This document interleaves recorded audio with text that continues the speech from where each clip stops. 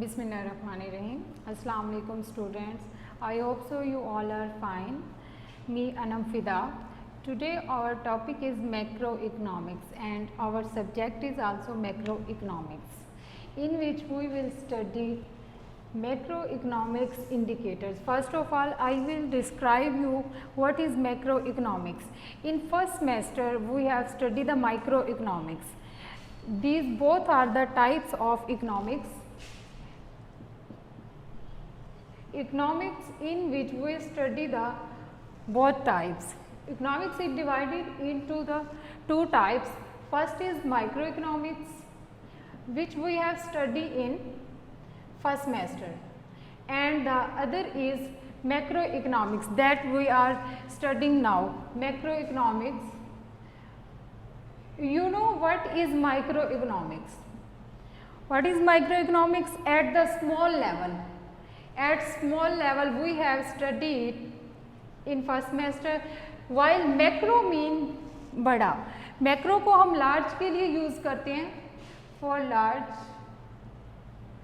Macro mean बड़ा, यानी कि माइक्रो इकोनॉमिक्स में हमने बात की थी स्मॉल लेवल पर इकोनॉमी को देखा था. फॉर एग्जांपल उसमें हम बात करते हैं इकोनॉमी ऑफ मुल्तान की, कि प्राइसेस का जो है रेट मुल्तान में क्या चल रहा है. मुल्तान की किसी एक मार्केट की बात कर लेते हैं, फॉर एग्जांपल हम गुलगश्त की बात कर लेते हैं, एक साइड पे चले जाते हैं कि वहाँ पर प्राइसेस की रेंज क्या है. जबकि हम अगर बात करते हैं मैक्रो की, तो मैक्रो में हम देखते हैं एज ए होल पूरी इकोनॉमी को, उसमें हम पूरे पाकिस्तान की बात करेंगे कि पाकिस्तान में जो है वो रेट क्या चल रहा है. अब फॉर एग्जांपल के मैक्रो बड़ा, इसमें हम अब देखेंगे मैक्रो इकोनॉमिक्स के इंडिकेटर्स.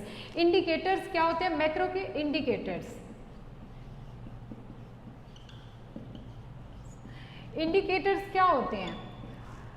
थोड़ा सोचें. इंडिकेटर्स यानी कि कोई भी चीज़ है उसके इंडिकेट करने के लिए. तो जब हम बात करते हैं मैक्रो इकोनॉमिक्स के इंडिकेटर की, तो उसमें हम देखते हैं कि इसके इंडिकेटर्स क्या हैं और इन इंडिकेटर्स का इन पर अफेक्ट क्या है. तो ये दो टाइप्स के इंडिकेटर्स हो सकते हैं, लीडिंग एंड लैगिंग. मैंने आपको पहले भी बता चुकी हूँ कि लीडिंग क्या होता है और लैगिंग क्या होता है. लीड करना यानी कि एक एग्जाम्पल के मुताबिक इस तरह की मूवमेंट होती है, और अगर हम लैगिंग की बात करें तो ये थोड़ा गैप के बाद ऐसे मूवमेंट करता है. ये लैग करता है, ये लीड करता रहता है. अच्छा, अगर हम इसमें अब बात करते हैं इसके इंडिकेटर्स की, तो हम इनको एक साथ में ही ले सकते हैं. फॉर एग्ज़ाम्पल हम इसमें लीडिंग के इंडिकेटर में बात करते हैं तो स्टॉक की बात कर लेते हैं. ठीक है, the stock market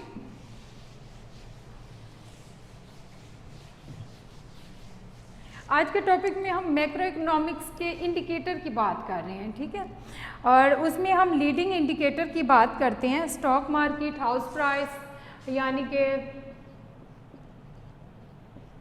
stock market, house price. Second is,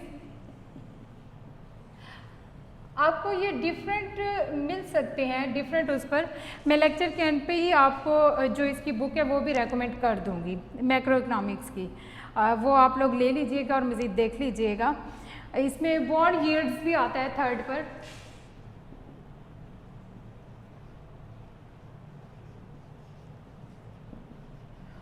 bond yields आ गया.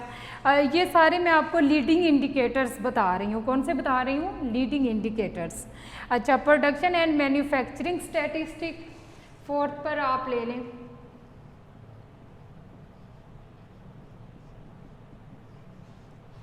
एंड मैन्युफैक्चरिंग,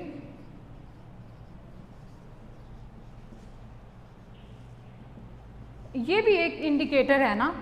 और इसके अलावा रिटेल सेल्स, इंटरेस्ट रेट,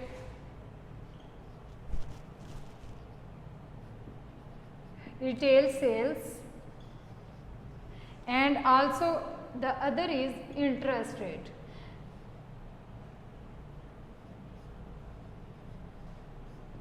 अच्छा, अब मैं आपको इसका शॉर्टली बता देती हूँ. ये लीडिंग इंडिकेटर्स,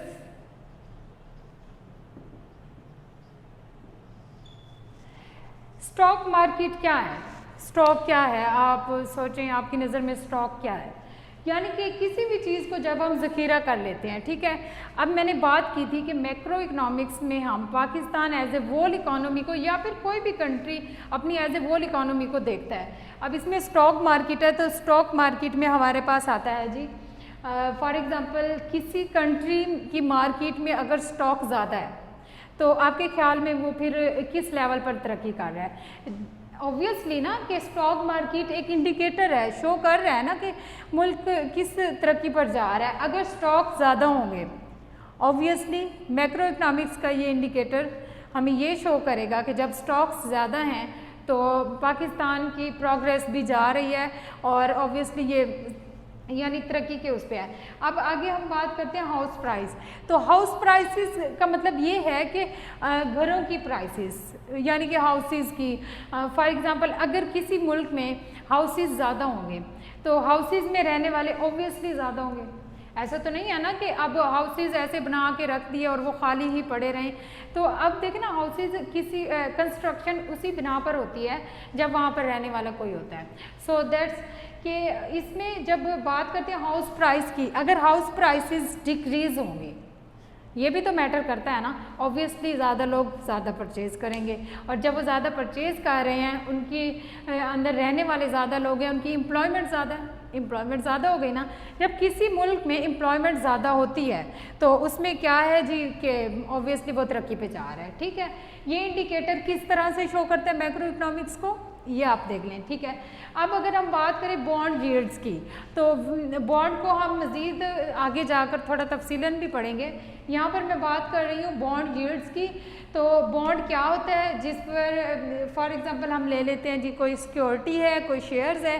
मैं आपको फर्स्ट सेमेस्टर में ये चीज़ बता चुकी हूँ, तफसीलन हमने इस टॉपिक पर बात की थी। तो यील्ड क्या है उसकी, ये उसकी मैच्योरिटी टाइमिंग है। मैंने ये भी बताया था ये मैच्योरिटी टाइमिंग है। फॉर एग्ज़ाम्पल कोई भी बॉन्ड 3 मंथ का हो, शॉर्ट बॉन्ड की अगर हम बात करते हैं ये मैच्योरिटी लॉन्ग टर्म भी हो सकती है, शॉर्ट टर्म भी हो सकती है। शॉर्ट टर्म की बात करें तो 3 मंथ हो सकता है, 6 मंथ हो सकता है, 9, ठीक है। लेकिन इसके अगर हम बात करते हैं लॉन्ग टर्म में तो वो फिर ईयर्स में आ जाएगा, ठीक है। तो जो ईयर्स का बॉन्ड होगा वो फिर इस तरह से, अच्छा बॉन्ड क्यों लिया जाता है या फिर इस तरह से for example long term bond क्यों लिया जाता है, जबकि फ्लेक्सिबल बॉन्ड कौन सा है, स्मॉल जो होता है ना, स्मॉल टाइमिंग वाला, ये फ्लेक्सिबल होता है।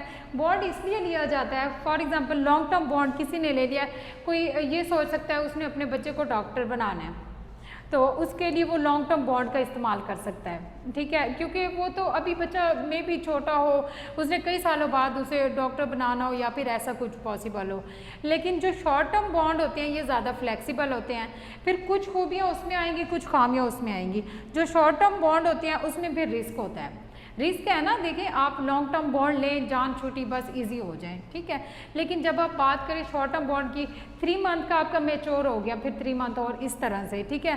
तो ये हमारी इकोनॉमी को किस तरह से इंडिकेट कर रहे हैं मैक्रो लेवल पर एज ए होल इकोनॉमी, ये इस तरह से इंडिकेट करेंगे कि फॉर एग्जांपल अगर बॉन्ड की यील्ड्स में मैच्योरिटी टाइमिंग में हम देखते हैं 3, 6, 9 मंथ वाले हैं, ये ज़्यादा चल रहे होते हैं, ये ज़्यादा ही जाते हैं, ये रिस्क भी ज़्यादा है इनमें और रिटर्न भी ज़्यादा है इनमें, ठीक है। जबकि इसमें रिस्क कम होता है और रिटर्न भी कम है, लेकिन रिस्क कम है ना, दूसरी तरफ से ये बात आ रही है। और उसके बाद अगर हम बात करते हैं प्रोडक्शन एंड मैन्युफैक्चरिंग की, फॉर एग्जांपल किसी कंट्री का प्रोडक्शन लेवल ज़्यादा है, ऑब्वियसली वो तरक्की पे है, इसमें आई होप सो की तफसीलें बताने की ज़रूरत नहीं है, नो नीड। रिटेल सेल्स की हम बात करते हैं तो फॉर एग्ज़ाम्पल जब हम कहीं पे जाते हैं, वो कहीं शॉपिंग मॉल पे जाते हैं तो वो अपनी एक अकाउंटिंग की लिस्ट बना रहे होते हैं, ठीक है। जिस तरह उनकी अकाउंटिंग की लिस्ट है ना, इसी तरह से जो हाउस होल्ड्स हैं परचेजिंग कर रहे हैं तो उनकी परचेजिंग में भी उनकी जो है ना एक लिस्ट अपनी वो बना रहे होते हैं कि फॉर एग्जांपल प्राइसेस कम है तो इतना एक हमारी ये सेल हो जानी चाहिए। अगर ऐसा होता है कि उनके पास बजट बढ़ जाता है और उसमें वो बना लेते हैं जब अपना बजट, और उसके बाद उनके पास कम बचत रह जाती है, सेविंग में कम रह जाता है, तो उसके लिए वो क्या करते हैं जी, फिर ऑब्वियसली रिटेल सेल्स उनकी कम हो गई, ठीक है। लेकिन जब अगर उनके पास ज़्यादा रह गया या फिर फॉर एग्जांपल पे ज़्यादा हो जाती है, सैलरी पैकेज ज़्यादा हो जाता है, तो वहाँ पर हमारे पास रिटेल सेल ज़्यादा होगी। लिस्ट बनाएंगे और बच गया है तो देखिए ना, अब मेहरान से कोई बंदा लग्जरीज की तरफ जाते जाते जी मर्सिडीज़ भी आ जाएगा। ये रिटेल सेल्स को इंडिकेट करता है और इस तरह से हमारी इकोनॉमी से इंडिकेट होती है क्या है, हमारे कंट्री में मेहरान ज़्यादा है, मर्सिडीज़ चल रही हैं, क्या है, तो ये मैक्रो लेवल पर इस तरह से इंडिकेट करता है। और इसी तरह से इससे अगला जो इंडिकेटर है वो बहुत इंपॉर्टेंट है, यानी कि इंटरेस्ट रेट। इंटरेस्ट रेट अब क्या है जी, इसमें अगर इंटरेस्ट रेट इंक्रीज़ कर दिया जाए, फॉर एग्ज़ाम्पल बैंक वाले इंटरेस्ट रेट ज़्यादा ले रहे हैं तो ऑब्वियसली लोन कोई नहीं लेगा, और जब कोई लोन नहीं लेगा तो प्रोडक्शन लेवल कम हो जाएगा और सेविंग्स जब वो इंक्रीज़ हो जाएंगी, यूँ समझ लें स्टॉक होना स्टार्ट हो जाएगा बैंक्स में। जब लोग लेंगे नहीं, उसको काम ही नहीं लगा रहे होंगे मनी को, तो ये काम हो जाएगा और उस पर यह है कि मुल्क तरक्की की तरफ से नहीं जा सकेगा, एम्प्लॉयमेंट भी कम हो जाएगी और ये एक किस्म का साइकिल चलेगा। और अगर ऐसा हो कि इंटरेस्ट रेट कम हो गया, ऑब्वियसली लोग लोन लेंगे और अपने बिजनेस को इंक्रीज़ करेंगे, और जब वो अपना बिजनेस इंक्रीज़ करेंगे तो कंट्री खुद ब खुद ही तरक्की की तरफ जो है मूवमेंट कर जाएगा। तो ऐसा नहीं है कि ये पॉजिटिव बता रहे हैं या फिर नेगेटिव, इनके ये बता रहे हैं कि ये किस तरह से इंडिकेट कर रहे हैं, ये लीडिंग कैसे हैं, ये देखिए ना साथ साथ ही ये लीड कर रहे होते हैं। अब हम इनको मज़ीद डिफरेंस करने के लिए लैगिंग इंडिकेटर्स को अगर देखते हैं तो उसकी हम बात करते हैं।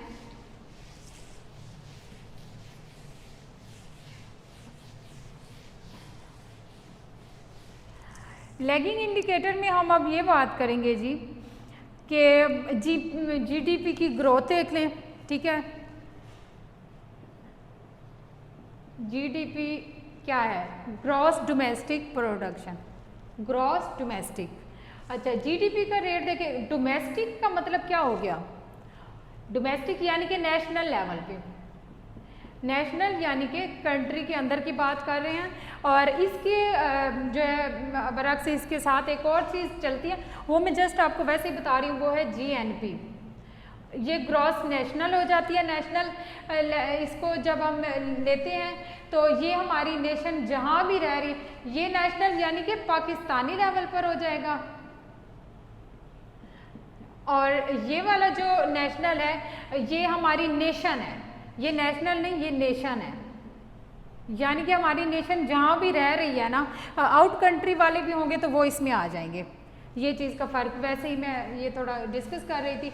अच्छा खैर, जब हम बात करते हैं डोमेस्टिक की अपने नेशनल लेवल पे, अपनी कंट्री पाकिस्तान के लेवल पर, तो उसकी हम ये बात कर रहे हैं कि अगर जीडीपी रेट ज़्यादा है, फॉर एग्ज़ाम्पल कि जीडीपी रेट ये हुआ कि फ़ाइनल गुड्स की जो प्राइसेस लगा दी जाती हैं, ठीक है, यानी कि डोमेस्टिक प्रोडक्शन की प्राइसेस जब लगा दी जाती हैं कि कोई मुल्क इस हद तक प्रोडक्शन कर रहा है, और उसमें फिर ये है कि ये एनुअली जो है बजट में इसको काउंट किया जाता है, एनुअली लैग आ गया ना, तो ये चीज़ इसमें फिर अगर ज़्यादा हमारे पास आ रहा है जीडीपी ग्रोथ किसी भी कंट्री का ज़्यादा है तो ये इंडिकेट करता है कि वो मुल्क तरक्की पर जा रहा है, लेकिन जब कम होगा तो वो फिर कम तरक्की की तरफ जा रहा होगा, यानी कि वो डेवलपिंग में जा रहा है इस तरह से।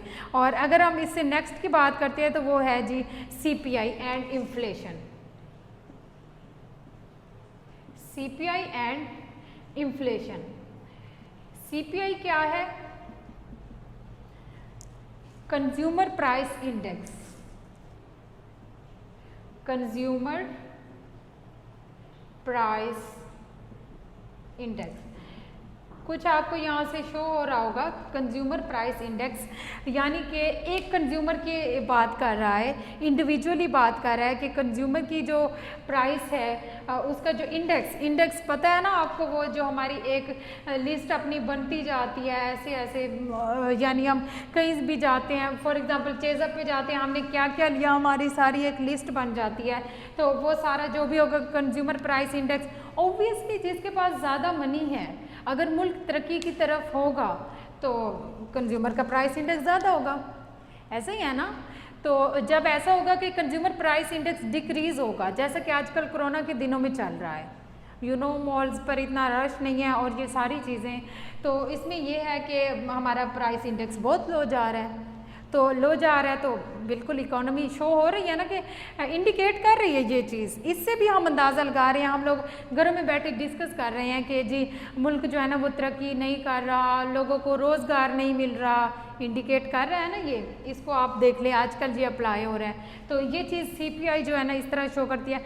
और इसके बरक्स, इसके इन्वर्टर पे जब हम जाते हैं तो उसमें हम डिस्कस करते हैं इन्फ्लेशन। इन्फ्लेशन क्या है ये भी मैं आपको बता चुकी हूँ फर्स्ट सेमेस्टर में कि इन्फ्लेशन जो है वो किसी भी इकोनॉमी में प्राइसेस का इंक्रीज़ कर जाना, प्राइसेस इंक्रीज़ करती जाती हैं इस तरह से, ठीक है। तो प्राइसेस जब इंक्रीज़ करती जाती हैं किसी भी इकोनॉमी की, इन्फ्लेशन होता है, इन्फ्लेशन से बेशक सैलरीज भी ज़्यादा हो जाती हैं, लेकिन दूसरी साइड पर क्या होता है, अब ये देख लें कोरोना के दिनों की ही हम एग्जांपल लेते हैं, डॉक्टर्स की सैलरीज डबल कर दी गई हैं, ठीक है। दूसरी साइड पर यह है कि जो इकोनॉमी है लॉकडाउन चल रहा है और उसमें सब ने अपनी वो किया हुआ है, ज़ख़ीरा कर लेते हैं। अभी पेट्रोल की प्राइसेस कम हुई हैं तो वो लोगों ने उसके स्टॉक करना स्टार्ट कर दिए हैं, ऐसे हुआ है ना। तो प्राइसेस तो ज़्यादा हो रही हैं लेकिन मुल्क में अनएम्प्लॉयमेंट हो जाती है।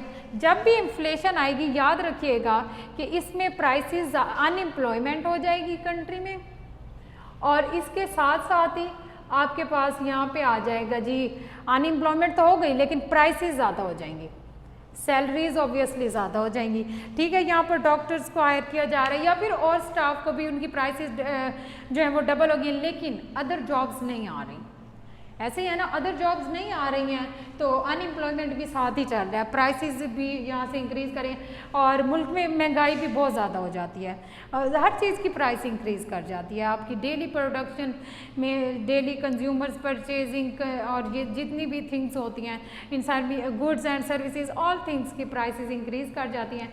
तो ये भी इंडिकेट करता है मुल्क की इकॉनमी को कि ये किस तरह से तरक्की पे जा रहा है या नहीं। कैसे इंडिकेट करता है? जब इन्फ्लेशन होगा प्राइसेस इंक्रीज होंगी, अनएम्प्लॉयमेंट होगा, ओके।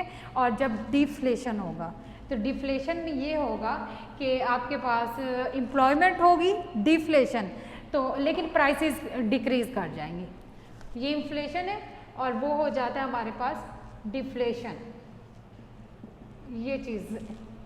लेकिन यहाँ पे हमारा टॉपिक इन्फ्लेशन है तो मैं बस इसी को ही देख रही हूँ। अच्छा, इसके बाद एक और चीज़ आती है कि करेंसी स्ट्रेंथ एंड स्टेबिलिटी।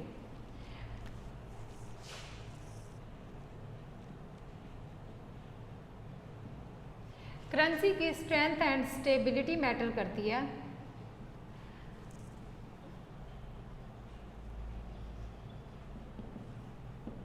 अच्छा, इसमें अब हम बात करें स्ट्रेंथ, करेंसी और स्टेबिलिटी। अच्छा, स्ट्रेंथ तो चलिए देख लिया कि करेंसी जो है डेप्रिशिएट हो रही है या अप्रिशिएट हो रही है, क्या है स्ट्रेंथ में जी अप्रिशिएशन जो भी है, ठीक है। लेकिन फिर बात कर रहे हैं कि वो स्टेबल भी रहनी चाहिए। अगर किसी भी कंट्री ने, ठीक है, अपनी करेंसी को बढ़ा लिया, उसकी प्राइस को बढ़ा लिया, कभी भी ये नहीं होता कि करेंसी को बढ़ा लिया। देखिए, करेंसी नहीं बढ़ती, उसकी प्राइस बढ़ जाती है। प्राइस कैसे बढ़ती है? फॉर एग्जांपल जी, अब वन प्राइस इसके हम ले लेते हैं 1 रुपीज़ इज़ इक्वल टू $184। अगर हमने इसकी एग्जांपल को ले लिया कि ये चीज़ आ रही है हमारे पास, तो इसमें ये है कि ये जो रुपीज़ है ना, करेंसी हमारी ये नहीं बढ़ रही, ये 1 ही रहेगी। इसकी प्राइस कैसे बढ़ेगी? ये इसकी प्राइस है डॉलर। अगर ये हो गया है जी 198, तो ये इसकी जो डॉलर था, इसकी जो प्राइस थी वो बढ़ गई है, ठीक है। लेकिन फिर ये देखना होता है वो किस हद तक स्टेबल है और इसके हमारी इकोनॉमी पर क्या असरात होते हैं। ये देख लें कि ऑब्वियसली फिर वो बाहर वालों के लिए हमारे मुल्क की चीज़ें कितना महंगी हो जाती हैं। ये थोड़ा सा और तफसीली हो जाता है कि एक्सपोर्ट इंपोर्ट पर भी इसका इफेक्ट चला जाता है। इसमें हम एक्सपोर्ट इंपोर्ट को भी ज़रूर काउंट करते हैं। अच्छा, इसके बाद हम बात करते हैं लेबर मार्केट स्टैटिस्टिक की। लेबर मार्केट की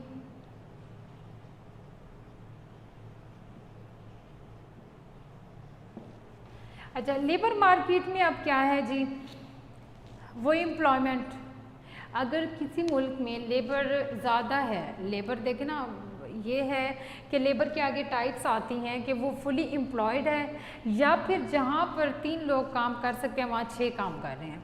यानी कि वहाँ मुख्फी लेबर है। मुख्फी का मतलब है कि छुपी हुई लेबर, छुपी हुई है, या फिर ऐसा है कि सही एम्प्लॉयमेंट जा रही है जहाँ पे 3 लोग काम कर सकते हैं, वहाँ एक बंदा काम कर रहा है कंप्यूटर के ज़रिए। It will depend on the technology of any country, ठीक है। तो अगर इसमें है कि ये लेबर ज़्यादा है, एम्प्लॉयमेंट आपके पास ज़्यादा आ रही है, तो ऑब्वियसली आपका ज़्यादा ही जाएगा ना, मुल्क तरक्की की तरफ जा रहा है। और इसके बाद लास्ट हमारे पास आता है कमोडिटी प्राइस। बस वही कमोडिटी प्राइस क्या है, डेली की जो भी चीज़ें हैं ना उनकी प्राइसेस, अगर ज़्यादा है प्राइसेस तो जाहिर है अब मुल्क तरक्की की तरफ तो नहीं जाएगा ना, और प्राइसेस कम भी हो सकती हैं। ये सारी चीज़ें जो है ना हमारी इकोनॉमी को एज ए होल शो करती हैं। It's enough for today lecture. Inshallah we will meet in the next lecture. तब तक के लिए अल्लाह हाफिज़।